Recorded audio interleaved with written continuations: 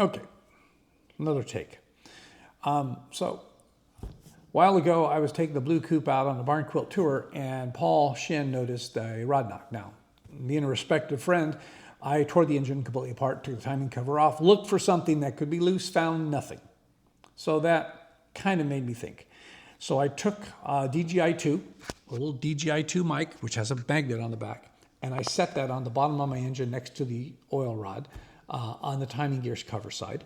And I drove my engine. I took that sound, I passed it to AI, and AI came back saying it didn't hear anything that's suspected of a rod knock. Well, Paul's not wrong. He heard something. I also hear it. Everybody in my club hears it. Well, I then went and looked at my ignition and found out that it was way advanced. So I was getting pre-ignition in the upper part of the engine.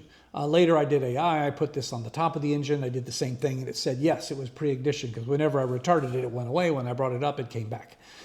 So my next test was, now let's see if we can find a bad engine. So Grass Valley Club gave me a recording. I sent the microphone to them, they plopped it on an engine, they sent it back to me. I clipped about 5.5 seconds of this click, click, click, click.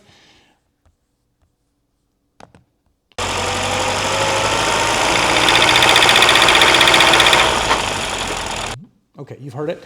Now, what I did was I passed it to, I'm using ChatGPT Pro.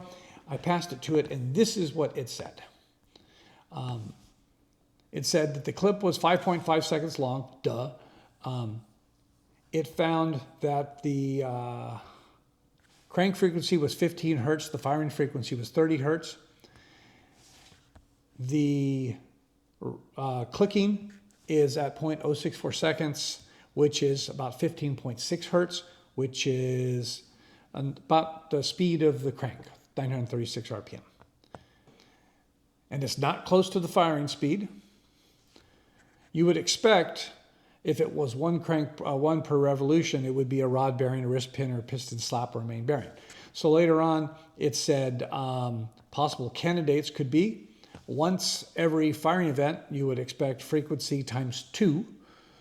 So it's not related to the cylinders firing.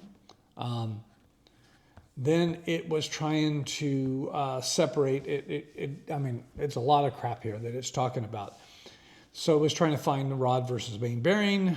It wasn't able to really tell the sound between a rod and main bearing because it doesn't know what a rod or main bearing is. But I think if we teach it, we could probably break that apart.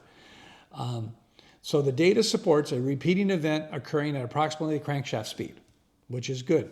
The data does not support a crankshaft, a distributor, or timing gear event, which is also good. That eliminates a whole section of the engine. It can't tell if it's a rod bearing, a main bearing, a wrist pin, or a piston slap. Well, we haven't taught it to. But what it can tell is the most useful conclusion based on the measured period. Knock frequency is 15.6 hertz. That is the RPM speed of 936 RPM. And firing frequency is 31 hertz, so it's not related to that. The knock is occurring approximately at half the firing frequency. That is exactly what we'd expect from a crankshaft-related mechanical issue. So it's, and so what we would think about that is I would say if the crank is slapping down, that all the cylinders are causing the crank slap down every RPM. So I would suspect a main bearing needs some shinning.